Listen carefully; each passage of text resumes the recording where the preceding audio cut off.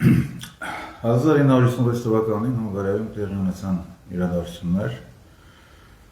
որը սովետական մամուլը եւ պատմագրությունը ֆիքսեցին որպես ֆաշիստական խռովություն, դե բարձրահարմունքում այլ կարծիքի էին, թե դա դեմոկրատական հաղթանակություն էր, ով կոմունիստների եւ Ստալինի դեմ, եւ այլն։ Ինչևէ, այդ աղսամությունը շատ թանձնեց հունգարացիների վրա, առնվազն 30-40 հազար զոհ ունեցան, բայց գոնե դաստիարակվեցին մի 40 տարով, 40-45 տարով դաստիարակվեցին։ Ինչի համար եմ այս մասին խոսում, դա առաջի թավշափորձն էր սովետական, ռուսական ազդեցության գոտում, եւ ընդամենը մի բան ես մի դետալ, որը լավ կբնութագրի այդ հայտարարած իրադարձությունները։ Օրինակ կոմունիստներին, այդ ամերիկյան դեմոկրատները, ամերիկացիների բուսած դեմոկրատները կախում էին, առանց անգամ դատաստանի, կախում էին, բայց որտեղ էին կախում։ Սովետական դեսպանատան դիմաց, սովետական դեսպանի նստավայրի դիմաց, դեսպանել ժամանակ Յուրի Անդրոպովներ, եւ այդ հեղափոխությունը հունգարա-ամերիկյան նաեւ դարձավ նրա անձնական ողբերգությունը։ Նրա կինը գժվեց, դե դուրեկան բան չի, չէ՞, առավոտ աշնանում էր եւ պատուհանի դիմաց ինչ-որ դիակներ են ճոճում։ Դուրեկան բան չի։ Եվ թմրամոլ դարձավ նրա կինը, իսկ տղան դեռահաս էր, շատ 14-15 տարեկանից սկսեց խմել եւ ինչը եւ վերջում իրեն կործանեց, դեպեց Անդրոպովը տղային լավ կրթություն տվեց եւ ինքը լուր մասնագետ դարձավ, անգամ հոր մահանալուց հետո սովետական միության դեսպան էր։ Այդ ամեն դեպքում առողջությունը քայքայված էր արդեն եւ 65 տարեկանում Իգոր Անդրոպովը 90 տարեկան ծերուկի տեսքում էր։ Մի բան էլ մի փասել, որի վրա տաբու էր դրված, մինչև հիմա կա տաբու, Անդրոպովի ընտանիքը դեմոկրատները շատ դեմոկրատական ձևով գոհացել էին, եւ ով փրկեց դրանց, այդ դեմոկրատական գերությունից, Հեյդար Ալիևը, որը այդ ժամանակ ղեկավարում էր KGB-ի սպեցնազը սովետական, եւ այդ օրվանից սկսվեց Ալիևի եւ Անդրոպովի անձնական ընկերությունը, մտերմությունը, եւ երբ Անդրոպովը 67 թվականի մայիսին դարձավ սովետական KGB-ի նախագահ, մի քանի օրից նշանակեց Հեյդար Ալիևիչին Ադրբեջանի KGB-ի նախագահ։ Հետագայում հասցրեց, գիտենք ինչի, այս մասին ժողով վարչապետը կարող է հարցնել Ալիև Էֆենդուն, ինքն է կպատմի, թե ոնց իր հերը փրկեց եկած սովետական դեսպանի ընտանիքը դեմոկրատական գերությունից։ Ուրեմն հունգարական դեպքերը սովետական ղեկավարության մոտ մի հստակ միտք կարծիք ձևակերպեցին, այն է, տարբերություն չկա գերմանական նացիզմի եւ անգլոսաքսերի լիբերալիզմ կոչվածի միջեւ։ Բացարձակ տարբերություն չկա։ Միակ տարբերությունը ֆորմերի երկրներ Իվանեսյան Դանիելներ ապուծում, Բարսեղյան, Լևոն, Սախմուս, Մակմուս, Կակումս, իշխանությունը վերցնում է էլի իր հեգեմոնիան է բանանում։ Հաստատում առանց տանկերի ավելի էժան, ավելի որակով։ Բայց դե նպատակը համաշխարհային թե նացիստների, թե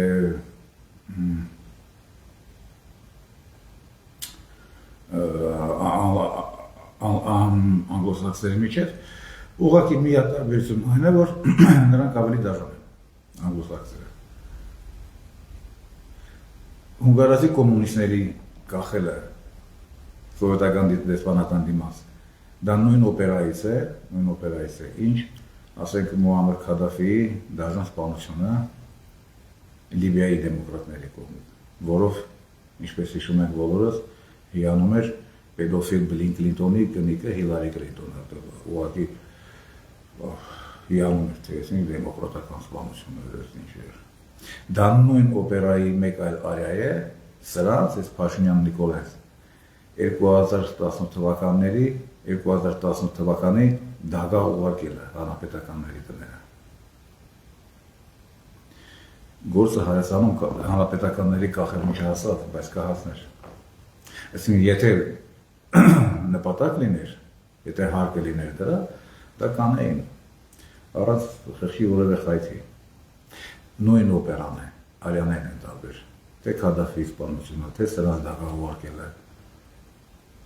հանրապետականների տները, թե հունգարական կոմունիստների կախահանանելը։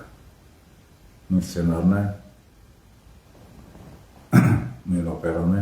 նույն ձեռագիրն է, նույն դաստիարակությունն է։ Հիմա ընտրություններից հետո ժողով վարչապետը հայտնվել է շատ ծանր վիճակում։ Երեք նա հետևյալն է ասում, ես խնդրում եմ լուրջ մարդիկ ընդդիմությունից շատ լուրջ ուշադրություն դարձնեն սրա ասացի վրա։ Ուրեմն ինչ ասա ասում։ ՔՊ-ն ստացել է 100% օրգանիկ քվե, իսկ մյուս ուժերը 100% ընտրակաշառքով քվե։ Առանց փողի ընդդիմության օգտին ոչ ոք չի քվեարկել։ Պատկերացնում եք սրա ռադիկալիզմի աստիճանը։ Այսինքն ասում եմ, որ ես, իմ ընտանիքը, իմ ընկերները Կարապետյանից փող ենք վերցրել։ Այս կանոնով որ չեմ քվեարկել Կարապետյան։ Ես մի ամսից ավել ինչ եմ արել, ես մարդկանց անգամ Yandex քշող վարորդներին համոզել եմ, որ ախպեր ջան, պրոբլեմ ունեք Կարապետյանի հետ, չեք սիրում իր գեղը կամ իր ախպեր Քոչարյան կա։ Այդ երկուսի միջև չեք սիրում Քոչարյանի, Կարապետյան կա։ Բայց հանկարծ Ծառուկյան չլինի։ Հանկարծ մյուսները չլինեն, ինչ-որ Սարգսյան, Վարդուշ, Լուսավորեն, Մուշն, Թաթոյան, Ալբուշն։ Երկու հատ թեկնածու կա, իրար նման չեն։ Որի դեմքով, որի գործով, ոչ անցած ճանապարհով գնացեք այդ երկուսից մեկին քվեարկի, սրա գործը բարձրացրել։ Եվ ինչ է ասում նա այս օրգանիկ իր 100% քվեի մասին, դրանից առաջ եւ հետո, որ բոլոր դատավորները պետք է պատժվեն, բոլոր ընտրակաշառք տվածներն ու տվողները պետք է նստեն, որ դատավորերան վատպայից հերեկանիսվի, որ դատական մաֆիայի սա խոսում են խոսում։ Այսինքն սա լուրջ պատրաստում է լրջագույն տերորի, որը միանշանակ կողջունվի արևմտյան հանրույթի կողմից, ինչպես ողջունվեց 1956-ի հունգարական կոմունիստների կախվելը, ինչպես Քադաֆիի սպանությունը, ինչպես սրա դագա ուղարկելը, ինչպես Կիևի Նեբեսնաե Սոտնյան, հենց իրենց կազմակերպածը։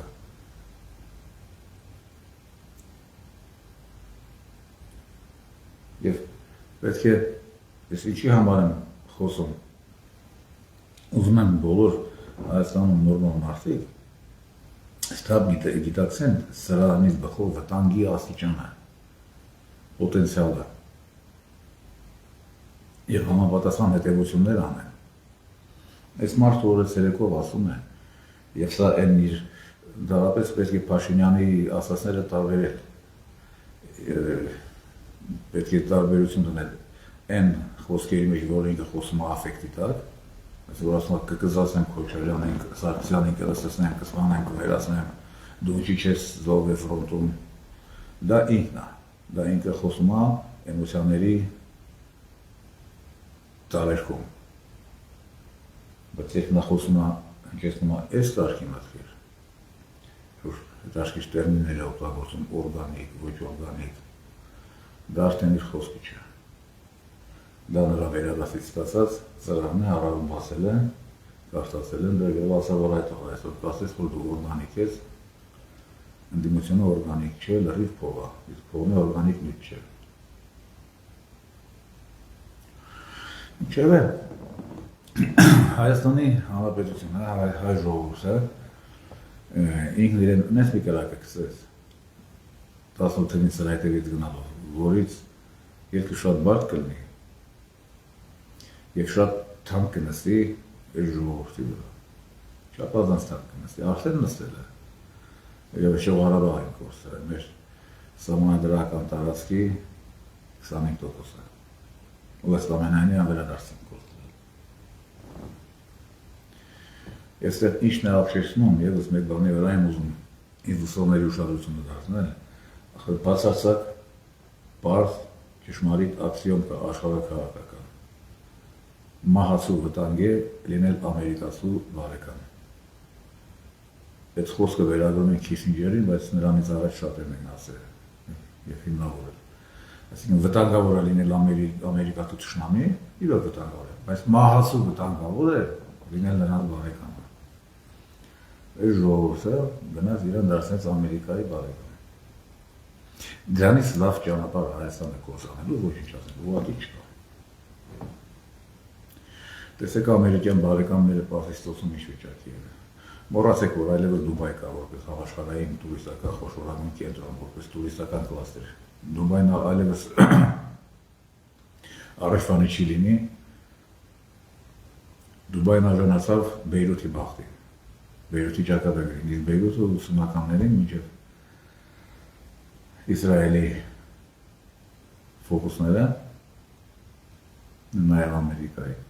այսօրվա Դուբայն էր, ֆինանսական կենտրոն տարածաշրջանում, մշակութային կենտրոն, տնտեսական կենտրոն, կուրորտային կենտրոն, ինչ մնաց Բեյրութից, ոչ մի բան, նույնը բանը Դուբայը, Կատարի տուժածը տեսեք, ինչ մնաց կրեցին, Սաուդյան Արաբիան, Բահրեյնը, ամենաշատ տուժածը, էլի, փոքր դրախտ երկիր էր, էլի, օազիս էր, բարեկեցության օազիս էր, Քուվեյթը, լավ գնացեք մյուս ամերիկյան բարեկամներին, Ուկրաինան, ավերված երկիր պլուս 2 միլիոն դիար, պլուս ոչ մի ապագա, ապագան Ուկրաինայի լուծարումն է, Վրաստան, վրաստիկ լավ աշուր դարձի եկա, և սա երկիրը տանում ամիտեղ, ժողովրդի համաձայնությամբ, որովհետև ցավոք մեր ժողովրդի մեջ ես չեմ տեսնում հակաամերիկյան լուրջ մի զանգված։ Դա խոսում է ժողովրդի անգլիագիտությունից, մտավոր և քաղաքագիտական ցածր մակարդակից։ Պես հակառուսական զանգված տեսնում եմ։ Շնորհիվ դաշնակների, որոնք հակառուսականություն են կարողում հաղորդակցվել և իհարկե Տեր-Պետրոսյանը, որը այդ ամեն ինչը պաշտոնական պատմագրության մեջ ամրագրեց, իսկ այն մյուս նախագահները, Քոչարյան ու Սարգսյանը դա ամրույն ընդունեցին, ասին պատմագրությունով մենք չենք պահում, ժամանակ չունենք, Ստալինը պարապեր գիշերները գրքեր էր խմբագրում պատմական։ Հիմա վիճակը էս է, իսկ ինչ վերաբերում է այն երկու բանի վրա ես ուզես այսօր ինձ լսողների ուշադրությունը շնորհել այն, որ սրանք ոչ մի դաժանության, ոչ մի ստորության, ոչ մի մասնակերության առաջ կանգ չեն առնեն, եթե դա նրանց պետք է։ Եվ անալոգիան հունգարացի դժբախտ կոմունիստների հետ շատ տեղներ, և երկրորդը է, որ Հայաստանը կործանելու համար, իսկ ամերիկյան բարեկամությունը, Ամերիկայի դաշինքը, դա Հայաստանի կործանումն է, այլ բան դա չէ, դա այլ բան չէ, պատկերացրեք թրիպը գործում է, ամերիկյան բանակը, անունը մասնավոր բանակ կլինի, մասնավոր ռազմական ընկերություն և չլուծված Իրան-ամերիկյան կոնֆլիկտ։ Ոնց եք պատկերացնում, այդ ամերիկյան բանակի Սյունիքում Իրանի սահմանից 100 մետր հեռու չեղողություն պաշտպանի, բան չանի, իսկ պատասխանով կստանա Սյունիքի բնակչությունը, և ինչ կանի Սյունիքի բնակչությունը, կարտագաղթի Սյունիքի։ Ոչ մի նորմալ հայ ընտանիք չի մնա այլոց յուլեկի տակ ապրի։ Կնիկ երեխին կվերցնի կքոչի մի տեղ, իսկ ով կգա նրանց տեղը։ Իրեք հավորած Ադրբեջանցին, որոնց պայմանավորությունն ասում կարող։ Եվ քանի գործը դրան չի ասել, պետք է վիժեցնել սրա թրիպը, սրա բոլոր կործանիչ պրոյեկտները, որոնք ինքը ներկայացնում է որպես ազգային պետության պրոյեկտներ։ Պետք է սրանք գաղափարների մեջ պահել, որպեսզի ոչ մի կործանիչ օրենսդրական ակտ ինքը անգամ չկարողանա պարլամենտով անցկացնել։ Եվ անպերատար պետք է սպասել, թե երբ Ռուսաստանում ինչ-ունի որոշման կգան սրա հետ կապված, իսկ այն որ սա արդեն դարձել է Ռուսաստանի Դաշնության անվտանգության սպառնալիք, դա փաստ է։ Դա ինքներ է ընդունում, որ հայ սպառնալիք են դարձել, բայց այդ Ռուսաստանի դեմ բան չի անում։ Եթե դու ասում ես, ես ուզում եմ անդամակցել Եվրամիությունում, որը ամենաայլանդակ հակառուսական կառույցն է աշխարհի, ռազմաքաղաքական ադառնում արժեն։ Եթե դու այնտեղ անդամ ես դառնում, բայց դու ոնց ես ասում, թե մենք Ռուսաստանի դեմ երբեք ոչ մի քայլ չենք ձեռնարկի։ Դու ռուսերի համար թշնամի կառույցին անդամակցելով դու ռուսերի բարեկամություն ես անում, ոնց է հասնում։ Դու Թուրան ես կառուցում։ Ամենաայլանդակ հակառուսական պրոյեկտը, բրիտանական 100 տարվա, ինչ 100 տարիների բանը պրոյեկտ է։ Եվ ասում ես Ռուսաստանի դեմ ես բան չեմ անում։ Հա քո նախրին ասա, հավատա, բայց այդ բանը KGB-ի գնդապետին չի կարելի ասել։ Այդ KGB-ի գնդապետը լավ կուսություն է ստացել, մասնագիտական, կուլտուրական անձնավորություն է, ինչպես ասում էր Սլավյան Սեյրանը, Լենինգրադում ամեցացել, Էրմիտաժի կողքով ամեն օր անցել, երբ նաև մտել է Էրմիտաժ, այն մարդը չի, որ ինչ-որ մի գրանտակեր, ինչ-որ նրան խապի, թե չէ, Լադիմիր Ինջան, մենք խոդեն բան չունենք։ Ինչևէ հետևենք իրադարձությունների զարգացմանը, իմանանք, որ սրանք ամեն ինչի ունակ են, ամեն ինչի։ Գանք են եզրահանգմանը, որ նացիզմի և անգլոսաքսերի լիբերալիզմի ոչ մի տարբերություն չկա, որովհետև նույն նպատակն են դրանք հետապնդում, ուղղակի այդ նպատակին հասնելու մեթոդներն են տարբեր, նրանք Գուդերյանի տանկերով էին գալիս, սրանք Սորոսի կողմերով, բայց վերջնահարցունքը նույնն է, ինչ վերաբերում է մարդկային հումանիստական կողմին, միանշանակ անգլոսաքսերը ավելի դաժան են, ինչը մենք տեսնում ենք թե պատմության, թե մեր ապրած օրերի ընթացքում։ Ինչևէ, լավ մնացեք, կհանդիպենք շատ շուտով, բաժանորդագրվեք իմ տելեգրամյան և յուտուբյան ալիքներին, առայժմ։